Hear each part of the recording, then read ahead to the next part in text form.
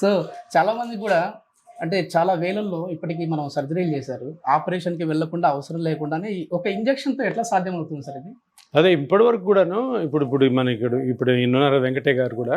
ఇప్పుడు ఆయన ప్రాబ్లం ఏంటంటే షోల్డర్‌లో ఒక మజిల్ కట్ అయింది. ఓకే. వయసు రీత్యా చాలా మందికి మోకాలు నొప్పులు గానీ, షోల్డర్ పెయిన్ గానీ, స్పైన్ పెయిన్ గానీ, ఇతర వేరే వేరే జాయింట్స్ నొప్పులు రావడం సహజం.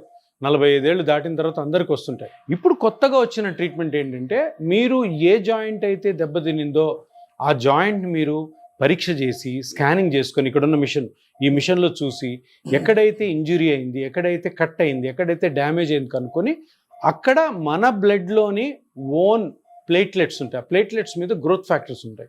ఆ గ్రోత్ ఫ్యాక్టర్స్ని చిన్న ఇంజెక్షన్ తోటి ఈ స్కానింగ్ పద్ధతిలో కనుక్కొని ఆ మజిల్ అయితే ఏదైతే కట్ అయిందో, లేదంటే మోకాలు అయితే మోకాల్లో గుజ్జు ఎక్కడైతే అరిగిందో అక్కడ ఆ సెల్స్ని వదలడం ద్వారా మళ్ళీ కంప్లీట్గా రికవర్ అవుతాం.